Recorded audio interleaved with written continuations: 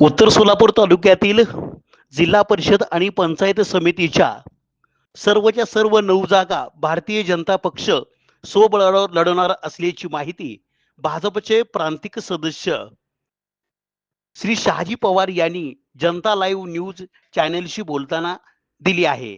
त्या संदर्भात काल निवडणुकीतून अर्ज माघार घेण्याचा शेवटचा दिवस होता. त्या प्रसंगी श्री पवार यांनी जनता लाईव्ह न्यूजशी आपली प्रतिक्रिया दिली आहे.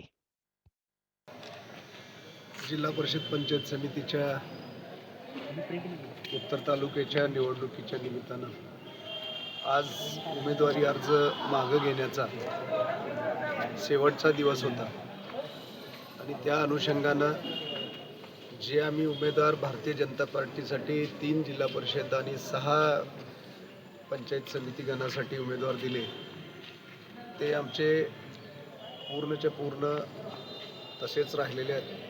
त्याचबरोबर त्याला जे काही पूरक भरले होते आणि जे काही आमच्यात इच्छुक म्हणून कोणी नाराजी व्यक्त करून किंवा तिकीट मला मिळावं म्हणून कार्यकर्त्यांनी भरले होते, तर त्या सगळ्या लोकांनी भारतीय जनता पार्टीच्या संस्काराप्रमाणे त्यांनी सगळ्यांनी विड्रॉल करून घेतलेले आहेत. त्यामुळं मी जे काही आमचे कार्यकर्ते होते त्यांनी ज्यांनी आपला हक्क मागण्यासाठी उमेदवारी अर्ज भरला, परंतु भारतीय जनता पार्टीच्या आव्हानाला साथ देऊन ते भारतीय जनता पार्टीमध्ये काम करण्यासाठी परत त्यांनी स्वतःहून आमच्या सांगण्यावरून त्यांनी विड्रॉल करून घेतला.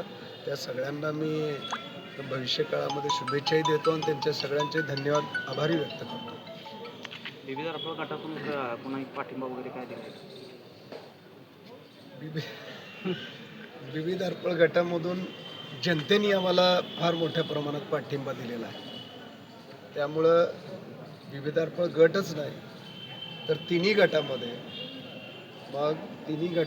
आणि 9च्या 9 उमेदवार हे भारतीय जनता पार्टीचे निवडून येतील याच्यामध्ये मला कुठल्याही प्रकारची शंका वाटत नाही.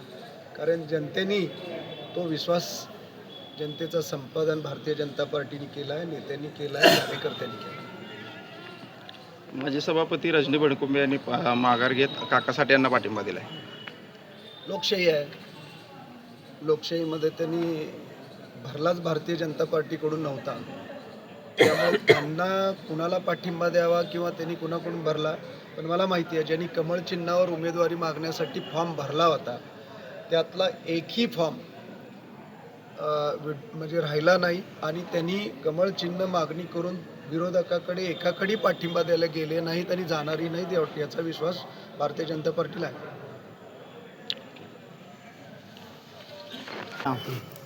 विनायक अभिमन्यू सुतार, भारतीय जनता पार्टी ओबीसी क्षेत्र जिल्हाध्यक्ष आहे. या ठिकाणी पार्टीचा आदेश शिरसावण मांडून जिल्हा परिषद पंचायत समितीच्या निवडणुकीमध्ये जे काय आम्ही फॉर्म भरलेले होते, पार्टीने ज्यांना तिकीट दिलं त्यांचा आम्ही 100% प्रचार करून आमच्या पार्टीच्या उमेदवारांना आम्ही निवडून आणणारच आहे. पण पार्टीने आम्हाला आदेश दिला, सोलापूर जिल्ह्याचे पालकमंत्री आदरणीय गोरेसाहेब, त्याचबरोबर सचिनदादा कल्याण शेट्टी, त्याचबरोबर आमचे नेते आदरणीय शहाजीराजे पवार, इंद्रजित पवार यांनी जो आम्हाला आदेश दिला त्या आदेशाप्रमाणे आम्ही आज तो फॉर्म आदरणीय आमच्या तालुक्याचे अध्यक्ष संभाजी दडे सर, माझी पत्नी वडाळा गणातून कौशल्य विनायक सुतार आणि श्रीमंत बंडगर हे 3 भारतीय जनता पार्टीचे निष्ठावंत कार्यकर्ते होते. पण पक्षाचा आदेश शीर्षस्थान मानून आज आम्ही हे सर्व उमेदवारी अर्ज जे भरलेले आहेत ते आम्ही काढून घेत आहोत आणि आम्हाला कुठल्या पक्षाची आमिष दाखवली म्हणून आम्ही काढून घेतो असं नाही आहे. आम्ही निष्ठावंत कार्यकर्ते भारतीय जनता पार्टीचे आहेत म्हणून आम्ही हे सगळे फॉर्म काढून घेत आहोत.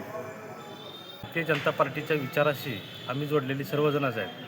त्यामुळं या ठिकाणी उमेदवारी जे काय भारतीय जनता पार्टीचे विचाराचे दुसरे उमेदवार आहेत, समजा एखादी जागा आहे, 10 जण इच्छुक आहेत, त्या ठिकाणी एकाच माणसाला न्याय मिळणार आहे. त्यामुळं नाराज व्हायचे काही कारण नाही.